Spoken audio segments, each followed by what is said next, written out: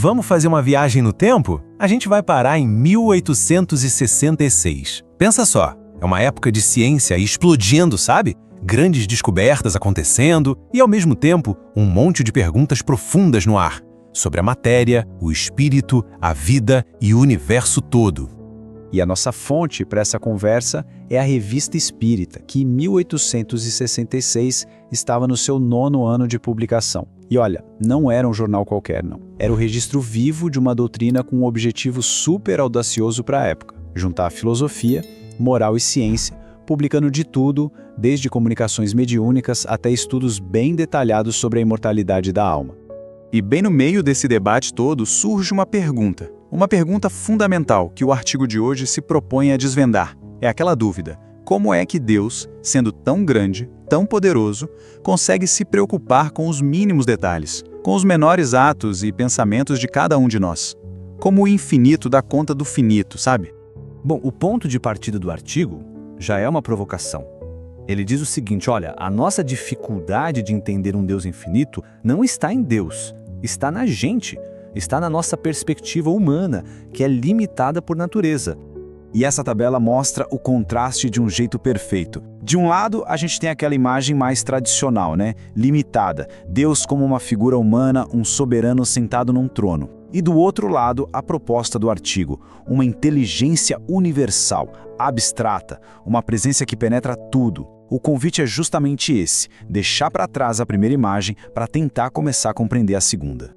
Ok, mas como é que a nossa mente faz essa virada de chave, do concreto para o abstrato?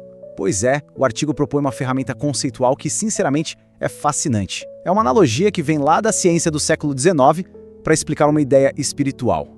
A chave para entender isso é uma analogia poderosa, o chamado fluido universal inteligente. E é muito importante a gente entender o seguinte: para o pessoal de 1866, isso não era só uma fantasia, era um modelo de pensamento, uma forma de tornar o que parecia incompreensível em algo mais palpável, mais tangível. O raciocínio é construído passo a passo. Vamos lá. Primeiro, imagine um fluido, algo tão sutil que consegue passar por dentro de toda a matéria. Pensa na ciência da época, imaginando o éter, a eletricidade, a própria luz. Agora vem o pulo do gato, o salto conceitual. Imagina que esse fluido tem inteligência, tem vontade, tem percepção. Pronto. De repente, a onipresença, a ideia de Deus estar em todo lugar, deixa de ser só uma ideia abstrata e vira algo que a gente consegue quase visualizar. Mas atenção, o artigo faz questão de deixar uma coisa bem clara. Essa onipresença de Deus não pode ser confundida com as habilidades dos espíritos, mesmo os mais evoluídos. Existe uma diferença de natureza entre eles. Essa comparação aqui ajuda a gente a ver essa diferença fundamental. Olha só, a ação do espírito mais elevado é focada, acontece num momento. A de Deus é permanente, universal. O pensamento do espírito, por mais amplo que seja, ainda é limitado. Já o de Deus abrange o infinito todo. Por isso essa citação resume a ideia central perfeitamente. A diferença não é uma questão de grau, como se os espíritos fossem uma versão menor de Deus, sabe? Não, é uma diferença de essência. É a distância que não dá para cruzar entre aquilo que é finito e aquilo que é, por definição, infinito. Tá, mas e daí? O que tudo isso significa pra gente no nosso dia a dia?